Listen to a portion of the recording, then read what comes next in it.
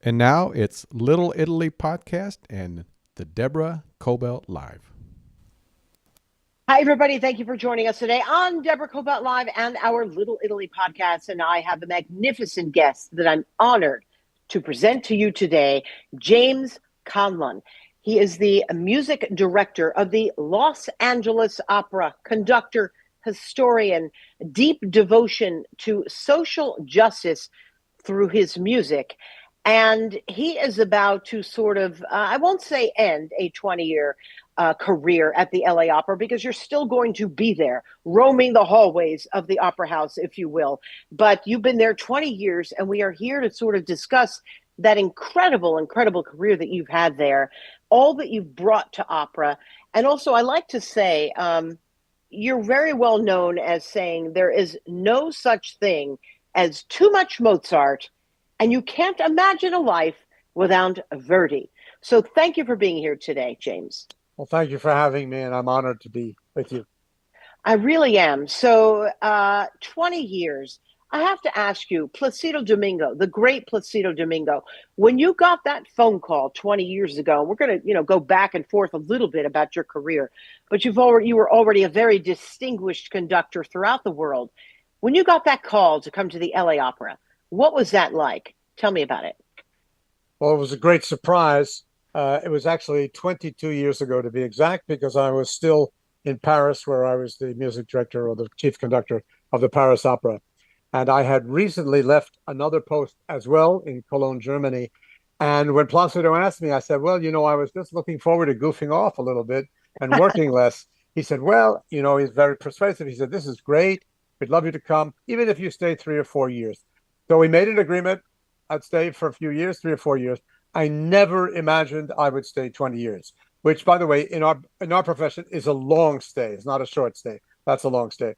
And 20 years here in LA, but it's also after 50 years, more than 50 years on the podium of symphonic orchestras and opera houses and choral festivals, and you name it. I've been doing it a long time, and I'm very happy that I've been able to have these 20 years in LA, which came as an enormous surprise. I'm not from California. I've never imagined I would come here, and I've been very happy. Well, like me, you're also from back east. You're from New York, Queens in particular. And, lots of folks back east will say, how could you enjoy Los Angeles as a New Yorker, right? But you really fully embraced it, didn't you? They said that at the time. A lot of people did. And of course, we all grew up with the famous New Yorker uh, uh, cover cartoon, which sort of relativized the rest of the world. But I'm not like that, because when I was 20, I went east and I went to Europe for the first time and spent decades long in Europe working and also conducting. So I'm no longer I am a New Yorker. I am a proud New Yorker. I value my ties to New York and my childhood and my education. But I've been going around the world for, 40, 50, 55 years now. Yeah, as they say, you're a citizen of the world, right? If they say that, that's fine. Let's go way back. You're a kid, you're 11 years old. Your friend was made to go to the opera, and he's like, oh, okay, if I could take a friend, right? Is that how it went? I mean, I wasn't there. I think you were. Tell us a little bit about your start in opera, like when it just sort of hit you that this is what I'm meant to do. Well, you've obviously heard that story, and it's 100% true. My best friend name was Walter. He was the son of German immigrants. His mother had formed an opera company in Queens, uh, and he did not want to go to the opera. And he said, I will only go if I can sit in the front row and I can bring a friend. And so he came and asked me, will you come with me? And I said, well, I have to ask my mother. So I went home and asked my mother. My mother was thrilled. And she said, absolutely. You go with Walter. You sit in the front row. Your dad and I will get tickets in the back row, and we're all going to have a great time. And it all started there. Now, I had already had a penchant for classical music, but this is like, Saul falling off his horse and becoming Paul. It was a real epiphany. It started with that, and within several months, the entire focus of my life had changed in the direction of classical music and opera. That's pretty amazing because classical music and opera aren't exactly in your family, right? None of my brothers or sisters or parents, or really my grandparents were. I had I believe I had two great grandparents on my mother's side who were musicians, and I know for sure that my Italian great grandfather was a musician. And I think if there's a genetic, maybe it's an atavistic gene, it jumped a few. If it's anybody, it's him. Yeah. So tell me then, what was the journey from there? You know, you're a kid, it really hit you. So I believe that what you were took singing lessons. I mean, how did you then transform into who you became? I believe Juilliard. You know, you were then, fate kind of got in the way there too, because you were allowed to do some conducting while at Juilliard. I mean, you got the big break as a young guy, right?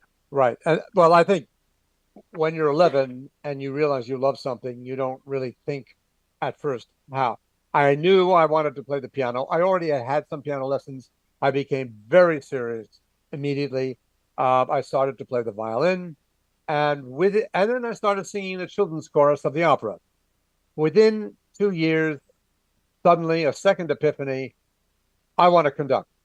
Mm. And for some reason, I thought I could. I had no reason to believe that, but I just wanted to do it. And I just said, well, what am I going to do to conduct? Because no one's going to teach a 13-year-old. So I started, fortunately, taking advantage of New York City, which is, I am deeply grateful that I grew up there. There were not only all the great concert halls, Carnegie, the new Lincoln Center, lots of other venues. There was the New York Public Library. You could get music, you could get scores.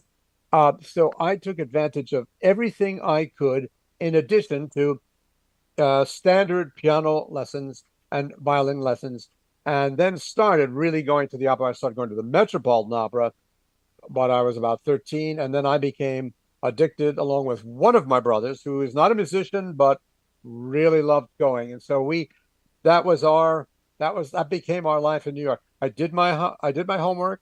I went to the High School of Music and Art, which you may know from Fame. I mean, it wasn't exactly as you see it in the movie, Right. but it was something of that caught the spirit, a little exaggerated. I went to the High School of Music and Art, loved it, and then went from there. I got into Juilliard when I was 18. That's where I had my first real training formally as a conductor. And before I graduated at the age of 21, I had the great fortune to take over a production that a very famous conductor had canceled because he wasn't well. That was Thomas Schipperus. And I was identified by Maria Callas, who was teaching Wow. in the school that year. Those were the famous master classes. And she had gone to see me. She went to a rehearsal, and she went back to the president and said, have no fear, take that kid.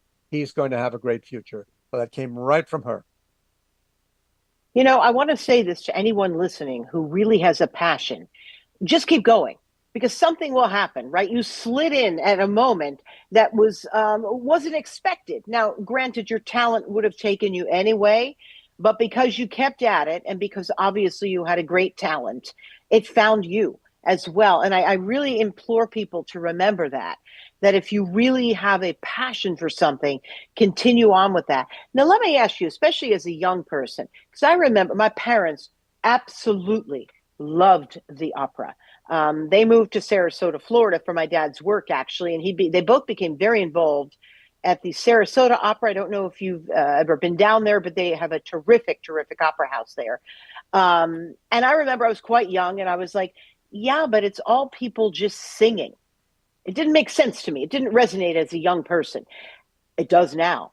But how do you get someone who doesn't quite understand opera to understand what it is, what they're saying, what they're doing, the costumes, all of it, the passion? How would you explain it to someone like my younger self? Well, first of all, I am familiar with Sarasota because my wife, who was an opera singer, sang there. And by the way, the Sarasota Opera has been led by Victor de Renzi for years, and he is the only person I know, including myself, who has conducted every Verdi opera that there is. And he too is just retiring this year. We know each other from the Metropolitan Opera standing room line as New Yorkers. And so Sarasota has been very fortunate to have had that kind of person at the helm of their opera. So I know all about it. And what would I do? I say the same thing I say to all children and parents and grandparents. Take your children to the opera and or symphony, both actually, as early as you can, because if they see that there's an example, that they say, Grandma loves the concerts, my mother likes the opera, there's an identification. And you don't have to explain, you don't have to understand everything. I say, first of all, don't worry about what you don't know. Just listen, feel the feelings, listen to the music, and see where it takes you. And you've used the word 3 times already. I counted passion. Passion is what it will become. And Yeah. I say this to everybody, be it music or be whatever it is in life, it can be medicine, it can be law, it can be history. If you find your passion, follow it, because you will never tire of it. And it will, whatever you do in life, it will never be work. Uh, Conducting is not work for me. It is my passion. It's what I want to do when I wake up in the morning. And so that has kept me going all my life through all the ups and downs that life naturally brings, and every life has them. Passion will bring you through. And with passion goes curiosity. So I highly recommend just feeling. And then you feel, okay, then you start to say, well, I want to understand better. Then there's ways to follow that up. But it is not an elite art form. I repeat, it is not an elite art form. There's nothing elite about me. I took the subways as a kid, my entire childhood in New York City.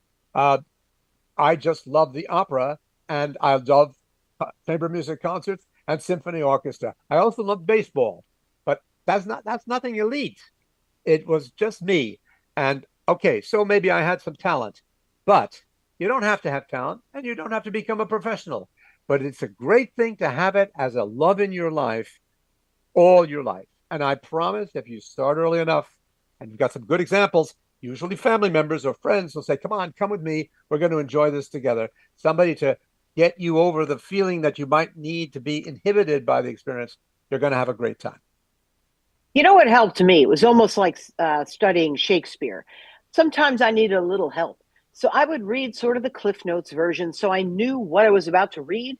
And then it all made sense. And then I was able to read Shakespeare in full because I figured out what it was about. So sometimes, what would help me? I would read about the opera first. So I was well versed and I knew what I was about to be consuming. That sometimes helped me. And then I was able to enjoy opera and I didn't need to do that. Does that make sense? It all makes sense. First of all, we all need help with Shakespeare. I love Shakespeare, and we all need, we all need help. It's another language. Yeah. Opera, the same.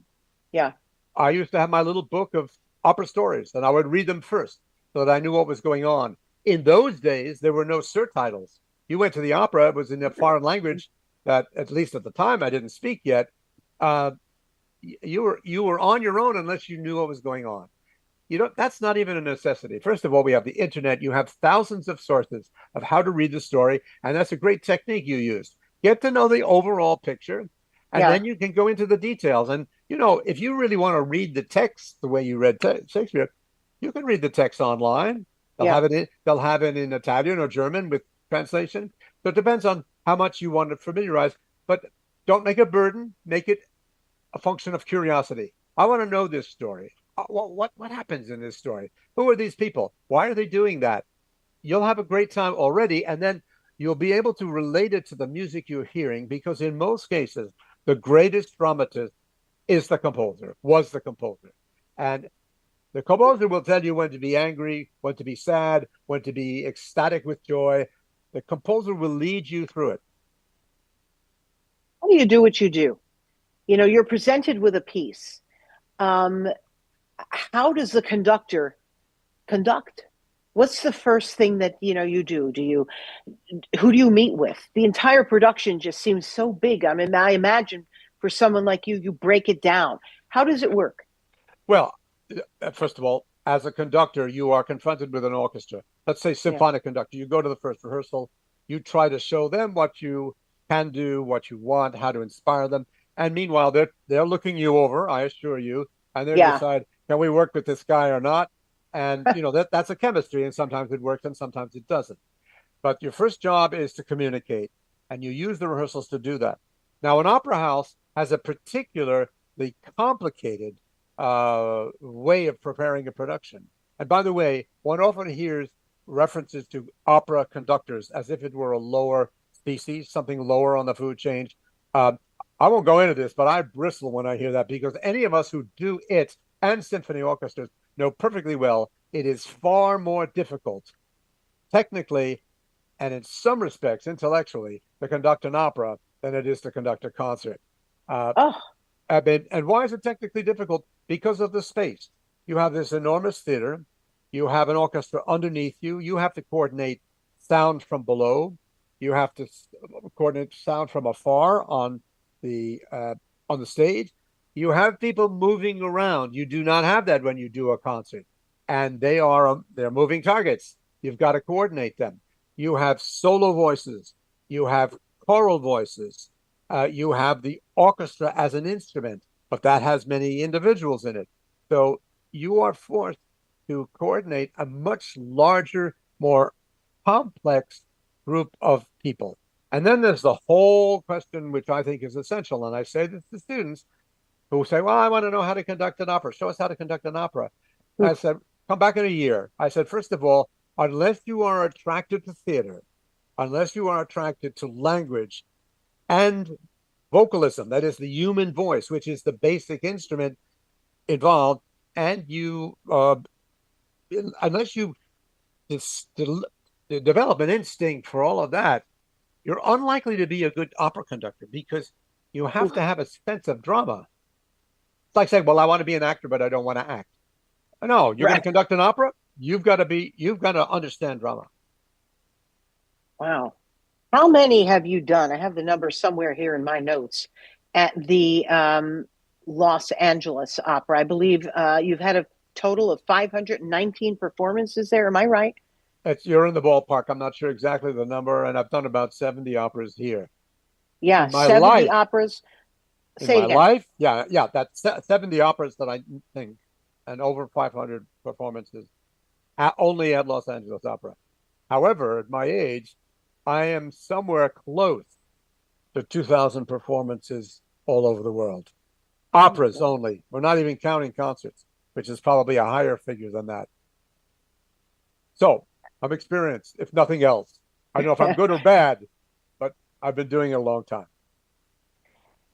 Is there one or two or five or 10 that stick with you, that when you're laying in bed at night, you think, oh my goodness, that the music is just sort of, ruminating throughout your head? I mean, I can only imagine someone like you. Do you think about it? Do you dream opera? What's that like? Because it's really a magnificent talent that's so unique. Tell me about that. Well, yes, I do, but it's not just opera. If you get what they call earworms, and if I've been working on a Mahler symphony or a Beethoven or a Mozart symphony, and it's in my head, it stays in my head. But do I have a favorite opera? No, I have 50 favorite operas. And do I have a favorite composer? No. Let's go. Bach, Haydn, Mozart, Beethoven, Brahms, Schumann, Wagner. Go down the line. There's no way. If you had an infinite number of children, you can't love your children more than the other. They're all your children, and okay, they're different. And sometimes you like what they do, and sometimes you don't like what they do. But they're all your children, and you love them differently, but in a certain way equally. That's the way it is with music. Once you love a piece of music and it's there, you don't stop loving it because you're not listening to it. It's somehow or other in your system. And I have had a rich life because I have even been able to spend my life, aside from my family, I've been able to spend my life with music that I love. And at my age, I assure you, I don't even do things that I don't love any longer. There's no time. I'd happily repeat half of the things I've done. I'll have another chance at all of it. I do continue to do new pieces, but I don't have to, because I have so much that I've done that I'm attached to emotionally as well as intellectually. You're never going to be bored. You've lived throughout the world. You've been married for some time. Your wife, I believe, was a singer, and in fact, recently, I believe, worked at the Pasadena Playhouse. Correct? That's right. Now she is a language coach. She's very good with languages, and she's a language and diction coach. Works primarily in opera, but she loved the work at the Pasadena, which was great. I mean, it's a great playhouse. They were doing Amadeus, which of course is all about Mozart. So we love the subject. She had a great time. I went to a bunch of rehearsals. I even sort of helped Mozart learn how to conduct. I mean, it was really fun. And then I went to several performances, and we had a great time. Yeah, and your eldest daughter is a well-known documentary filmmaker, and your youngest is an actor, I believe, in London. Correct? So, I mean, you are a full-on arts family. What was that like? I mean, the kids grew up obviously in Los Angeles, and you were able to keep them in one place certainly for a while, Well, right? I mean, go the ahead. kids actually grew up in Europe and New York for the most part. Okay. They were already certain age by the time they got here. My younger, well, let's start with my older daughter, Louisa. She's a documentary filmmaker, and she's already got a career. Uh, she was in a movie, an Ivory Merchant film, when she was 8 or 9 years old, and that whet her appetite for movies. But she said almost immediately, "I don't want to act. I want to be behind the camera." So she seemed to know that very early. And she went to NYU to study film, and she went to Berkeley to get a master's in journalism. Our younger daughter, who was born in Paris and came to the US for the first time when she was 7, went to the New School in New York, Yeah. and then got into RADA, that's the Royal Academy of Dramatic Art in London. She just earned her master's, and she's there acting now. So they've stayed in various artistic forms, but not music. And that's fine with both of us because we didn't want to force our kids to compete with us or to, we wanted them to do what their passion told them. That's what they're doing. What were Sunday dinners like in your house? I could only imagine, such a rich group of people. You, your wife, your 2 children. What was it like? Were you discussing art, theater, books? Everything. Social issues, politics, history, yes, art, yes, theater, yes, a little bit of music. I mean, they're very smart young ladies, and they've got a lot of thoughts of their own. And, we spent a lot of time, to my regret, as I was all over the place conducting, my wife was all over the place singing. We're really benefiting from these later years. In fact, COVID was a great gift to us because we all came together in Los Angeles and spent a year together. And I remember that moment when my younger daughter says, Papa, I've never seen you every night for dinner. I said, oh, that's not true. When I was in Paris, she said, I don't remember. And one of my great friends, Marilyn Horn, whom I'm sure you've heard of, great singer, said to me, you're going to see when they grow up, you're going to remember is getting on those planes with 15 bags and trying to get them and the au pair and everybody else on and off the plane. And that's all you're going to remember. And what they're going to remember is you were never home, Mom. We were never together. So that's just the way that's sometimes just the way it works. It is not an easy life to be a performing artist, especially being itinerant. And there's no such thing as a conductor or a singer or frankly, anybody, pianist, violinist, or anybody who is not itinerant to some degree. So you just have to find your way with it. But we are, my wife and I are enjoying our golden age, enjoying watching our daughters do what they have a passion for doing. And we try to be supportive and we don't like to interfere. They don't like us to interfere. So, we're up to that point in our lives.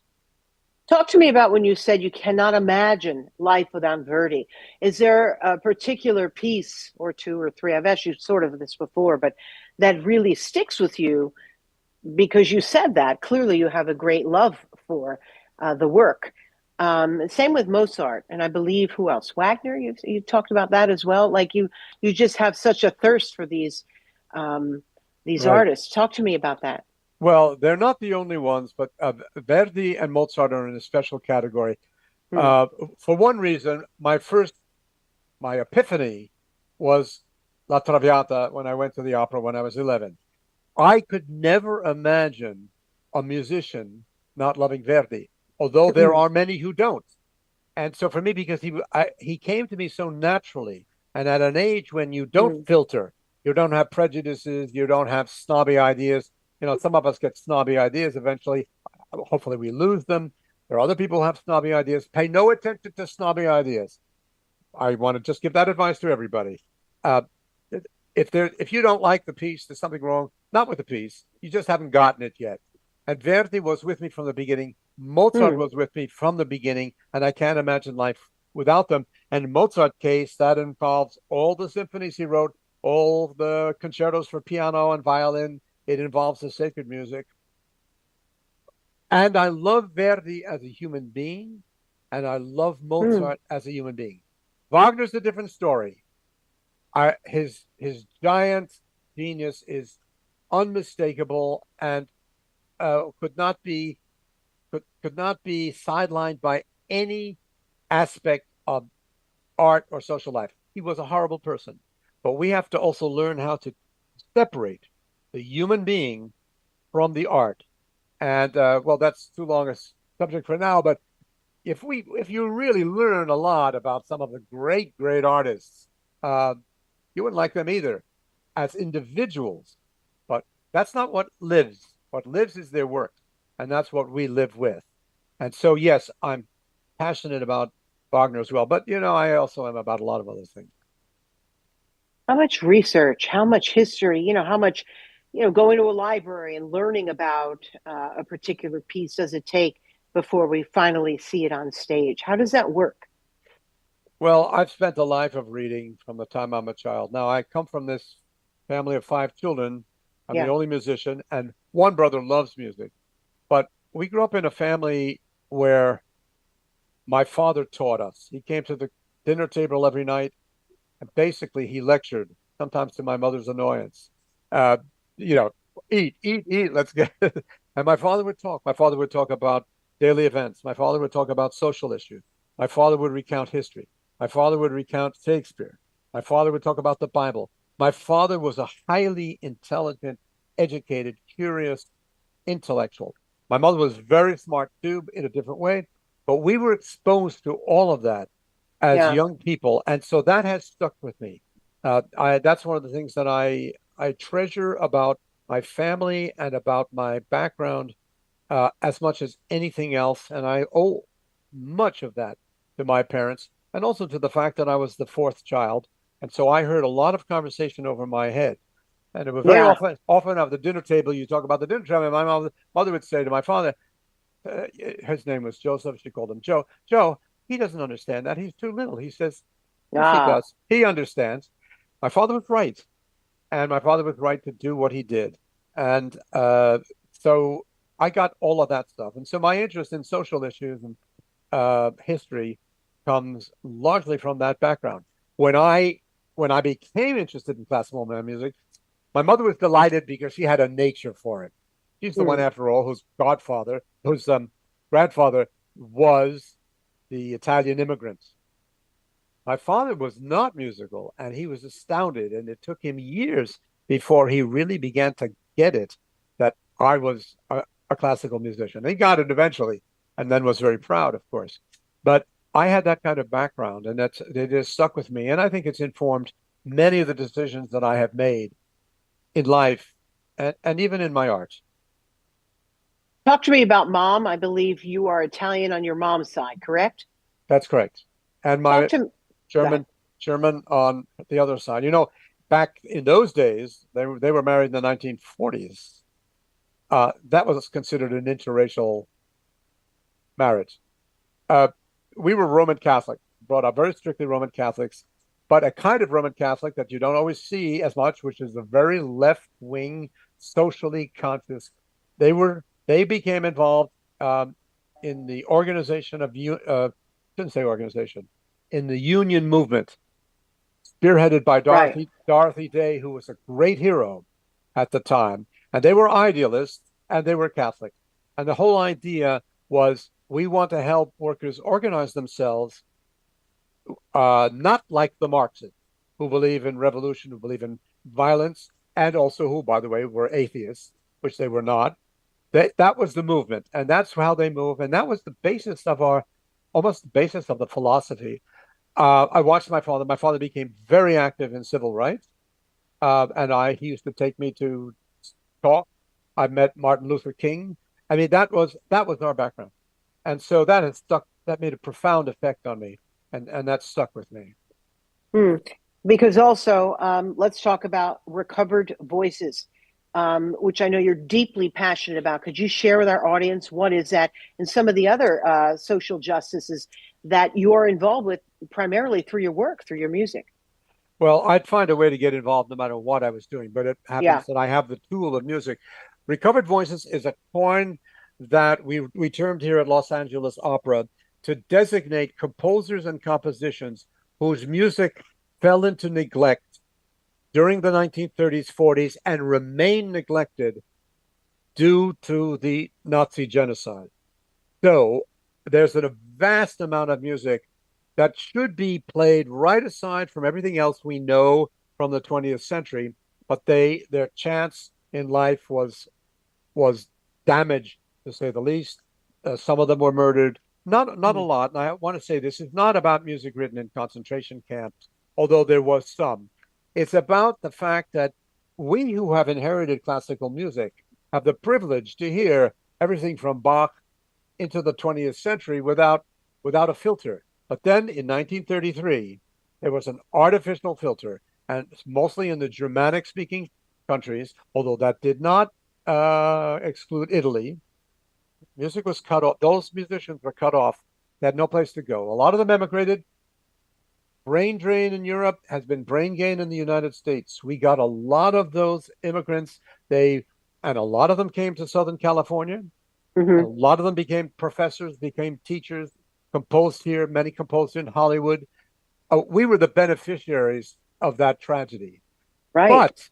But, but the music has remained neglected. And so I determined actually all the way back in the 1990s when I was based in Germany, in Cologne, I became involved in this issue because first of all, I love the music.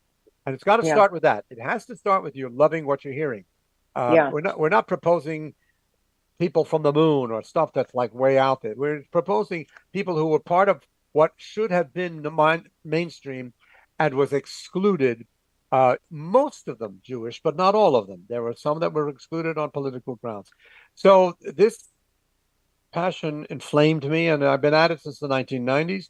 And in that very first, very first talks and meetings with Placido, I said, Placido, if I come to LA, first of all, I wanted to be able to do Wagner.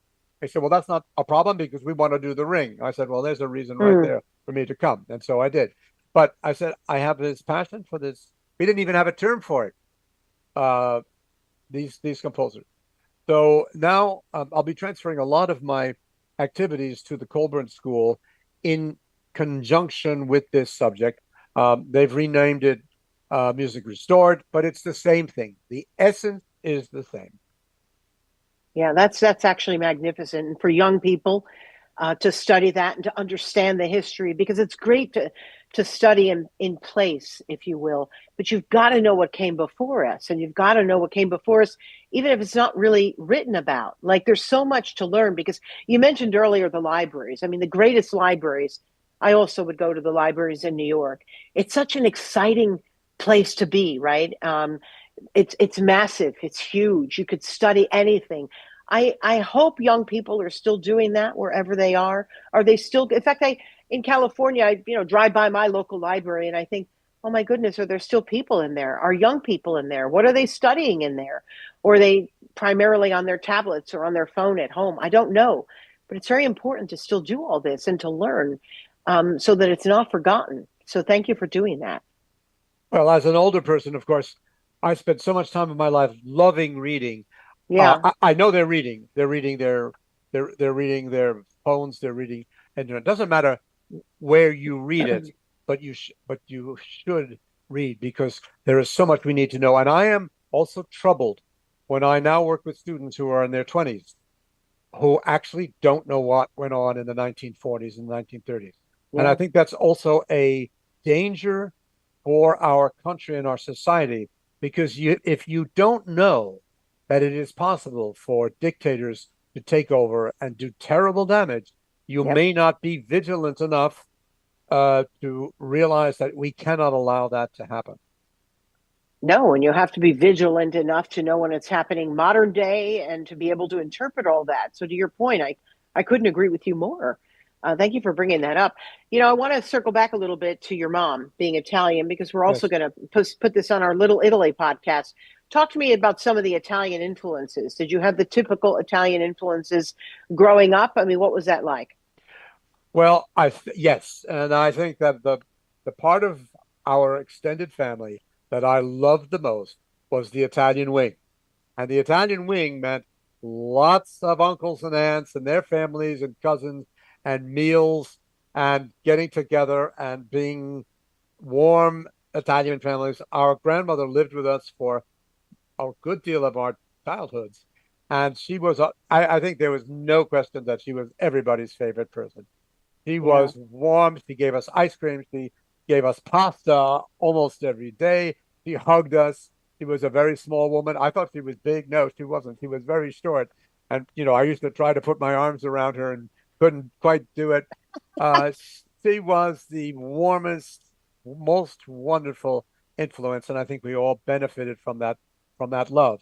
And my Mm. mother's attachment to the Italian part of her family, I think, played a lot of a role. And I think indirectly it played right into my burgeoning love with what was first Italian opera because I had a warm sense of it. However, my mother was also very Teutonic, very Mm. disciplined, quite authoritarian, and I easily moved into the German world as Mm. well, thanks to both of them. And I worked at, German music, but also the mentality.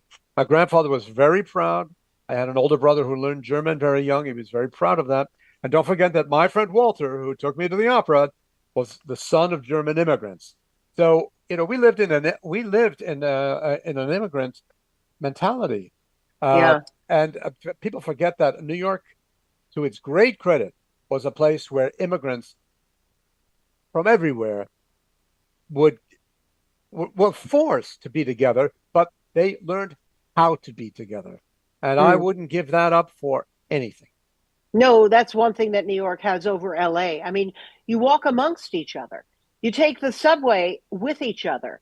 You're walking down Fifth Avenue, Sixth Avenue, whatever. It starts raining, you jump into a store and you're all sort of congregating together. And then all of a sudden a conversation strikes up. I love that. And I miss that to this day, living in LA, where most of my time is, I'm in the car. So that's a very, very special and unique situation in our country that we've got in New York, right? We walk amongst each other, we learn from each other. But that's why it's so important to go to things like theater and to opera because you're in a situation together and you're consuming something together. And I think that's what that's that collective, thing going on there. That's what the arts do for us, right? Well, the collective nature of going to the theater, going to Yeah. a concert, is also that you have a spiritual experience. And I believe that music and theater are spiritual exercises, or not even exercises, they're spiritual realities. You're doing it in a community. So it's not that different from church going. What do we do? Yeah. We do when you go to church. I mean, okay, everybody has their own particular beliefs. Every religion has its own system, but you go together, you experience together. That's quite different from experiencing alone. And that's why I encourage people come right through these doors here. I know these theaters look big and frightening from the outside. No, by the way, nobody gets dressed up these days in black tie or formal. It's not formal. You just come. I'm going to say come as you are, but dress up a little bit. But there are no requirements about that. You do not have to be a part of a certain level of society, whatever that means. It's for everybody, and we want to see everybody in the opera houses, in the concert halls, everywhere, because we live and believe in music. We live this life, and we want to share it with everybody. Timothy Chalamet notwithstanding, there's a lot of people who really, really, really love this, and a lot of us. And I don't do Instagram very well, but often, but I did one for him, and it got 100,000 hits. I believe what we said. We invited him to come to the opera. It was very nice. I think I was polite. But the message, I believe, is clear. Don't dismiss us. There's a lot of us. And that music, that dance, that'll be there 400 years from Yeah. now when all of us are forgotten. Right. The same way that Mozart is still here many hundred years later. Many. And will always be. And will And will always be. Absolutely will always be. Before I let you go, Falstaff, I told you I couldn't get out of the theater because I was taking it in even after it was long over. Honestly, they pretty much had to just say, we're closing. So it was magnificent. I thank you for that gift. And the magic flute, that will be your final piece here this year. Talk to me about what went behind choosing that. And then after that, again, before I let you go, what will you be doing after this? Are you going on a long vacation? Like, what are you doing? Let's get to that in a second. The choice of Falstaff and the magic flute are specifically, first of all, I love them both. Yeah. Specifically because they are the final work of both of those composers. Yeah. Verdi written at the age of 80, Mozart most tragically at the age of 35 when he died. Yeah. So, but they are both great operas. They are both masterworks, and they're also, by the way, highly amusing. But they're highly amusing with a very deep human character and human side in it, and so that you're not just going. You will laugh, but there's also much feeling to be had and much to be thought about in both of these works. So I wanted to make those my final valedictory operas. So my future. I feel. Well, yes, I will miss some people at LA Opera. No question. I'll miss my orchestra. I'll miss the colleagues, the people I worked with. I'll miss the public. Although I will be conductor laureate, so I'll still be around. I will be around. But it's time to. It's time for me to move on, but it's also time to give some younger person a chance to do what I had the privilege of doing for so many decades. My feelings are a little bit of sadness of leaving, but lots of liberation. I'm going to be able to open the door to my life in many ways that have been excluded due to the fact that I have been responsible for an orchestra, an opera house, or several, 2 or 3 at a time, for 47 years. And it's time. I don't want to do that anymore. But I still want to conduct. I still will conduct. I'll still make music. But I also want to do a lot of other things. I want to write. I want to speak. I want to speak to audiences to try to impassion them the same way you and I are talking today. I want to be involved in education, and there's a lot more. So that's all coming. As long as I'm graced with good health, and you never know that. That's the great question at my age. And it becomes more urgent because you realize you don't have infinite time. Maybe I'll be lucky, maybe I won't be, but I have a lot to do and I want to get to it. Thank you so much for joining us today. I'm so honored. I truly am. And I so look forward to your final piece here at the LA Opera. Just so magnificent. It's such a gift that you've given to all of us. And thank you for taking the time for this interview. I deeply appreciate it, James Conlon, very, very much. Is there anything else you want to add, or do you think we kind of covered your 20 years in LA in about 50 minutes? Yeah, do that. You did wonderfully. And of course, I'm thrilled to be able to meet your audience, indirectly like this, and especially Little Italy, because of course I have a special soft spot for that. And I hope that I will see you here or somewhere else. You come and hear me when I speak. If I write, you read. I would love to keep in communication with all of you. Absolutely, and I'll see you at the opera before June 21st, I believe. Isn't that your final night, June 21st? Yeah. Thank you very much, everybody. You can find my interview with James Conlon on Deborah Cobelt Live and the Little Italy podcast on YouTube, on Facebook, and then we are also an audio podcast. You can find us on Spotify, iHeartRadio, or anywhere else where you get your podcasts. Please look us up. Deborah Zara Cobelt is my name, and we're just really quite honored. Please share this with your friends. It's a really unique opportunity to have this conversation.